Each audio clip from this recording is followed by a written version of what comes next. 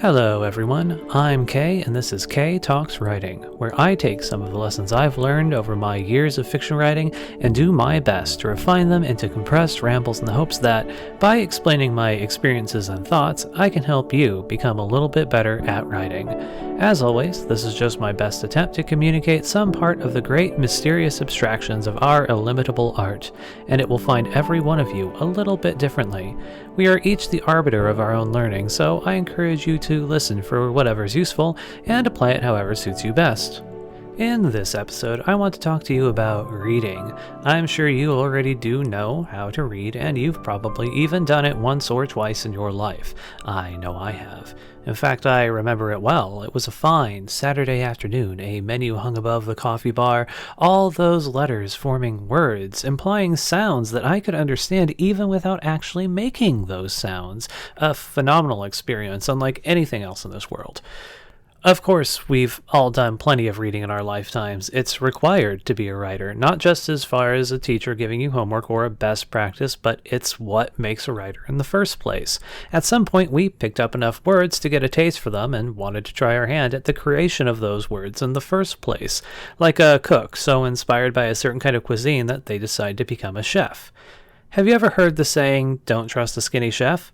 Comical malarkey, but there's the implication that a chef that doesn't eat a lot won't cook well, and there's truth to that part at least. The same goes for writers. If you don't read a lot, then you're not going to write very well either. Some of you are fine with that, but believe this, a lot of you were just implicated. There's a problem going around, and I'm not the only one who's noticed it, with writers who don't read. I understand why. I've fallen into that trap myself. Every time I try to read, I end up inspired, and I put down the book to write instead. That inspiration is absolutely the point, though. You stumble across a new taste, find a new spice or turn of flavor in another person's writing, and suddenly you want to try it out. But I'm not here just to encourage you to read more in general. I want to encourage you to read more broadly, to read things that are a challenge, to read things that unsettle you a little bit. I was lucky enough that, for a semester during my graduate work, I was able to teach a bunch of undergrads in a class called Reading for Writers. I was also lucky that I didn't receive adequate oversight from the department while doing this, a mistake that resulted in my teaching the class in a completely incorrect way. See, the point of the class was supposed to be that I was introducing the undergrads to the mandatory canon of great authors and stories, your Hemingway, Marquez, Salinger, Steinbeck, so that as they went forward in their education, they had a basic understanding of the stories usually referenced in academic discussions of critical writing. Now, there's been a lot of pushback against the idea of a mandatory canon, but that's beside the point. I don't know the canon very well myself, and I would have failed at teaching it. So instead of teaching the class as it was intended, I assembled a syllabus full of the stories that I most wanted to teach. That is, the flavors of writing that I think work well as strange and experimental texts that engage with what writing even is. These were things like an essay that lapsed into visual poetry halfway through, or a story written exclusively in sentence fragments, or spoken word poetry and slam poetry. The Library of Babel was on my reading list. My goal was to expose my students to a myriad of normal, straightforward stories, essays, and poems, next to a bunch of things that drew into question what a normal piece of writing even is. To me, this was a bit like a cooking teacher forcing their students to taste a whole bunch of different kinds of food, whether they liked any of it or not, just so that they knew that certain spices and flavors even exist. You don't have to like it, you are just better for having tasted it. And that was the experience of most of my students. By and large, they mostly enjoyed the normal literature more than the experimental literature, but at the beginning of the class, all they could say to explain that was that the experimental works were weird and hard to read. Somewhere along the road, as they were decoding a backwards poem or trying to figure out why a story didn't have any sensible plot, they began to learn how to explain what they liked about the stuff they actually enjoyed. And, more importantly, they learned how to explain and how to think about what they wanted their own stories to be.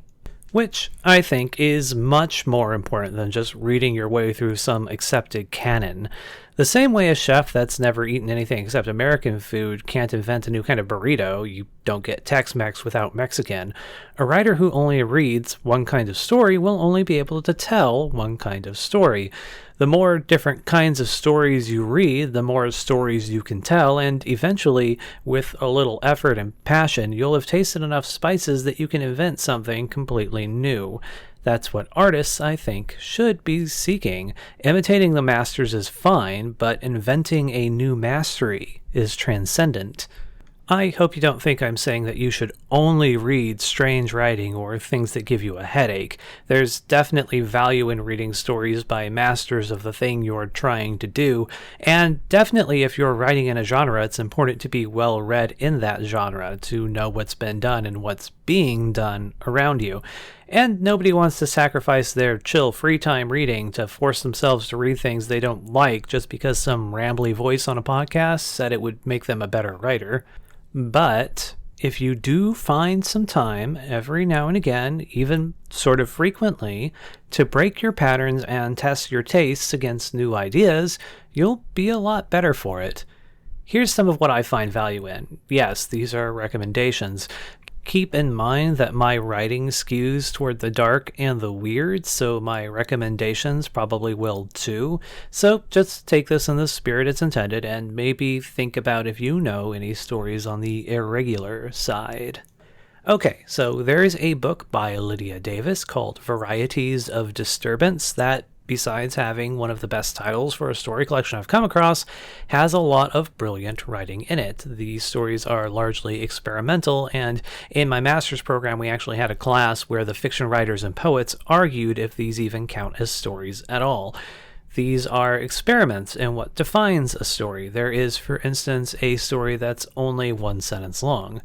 I recommend you read something by Donald Barthelme. Both the stories entitled The School and The Glass Mountain are pretty easy to find with a Google search. One of these spirals from the expected into the impossible so smoothly it's disorienting, and the other is written as a step-by-step guide. I find a lot of value in reading Barthelme's short story collections to keep my brain loose. His relationship with language is unique and constantly reinventing itself. Dennis Johnson's collection, Jesus' Son, is a novel in short stories about a recovering drug addict. The stories start with a tenuous relationship with what's real and become more grounded over time, which gives a careful reader an interesting look at what different degrees of normal writing look like. If you were to read only one story from the collection, Car Crash While Hitchhiking would be my recommendation.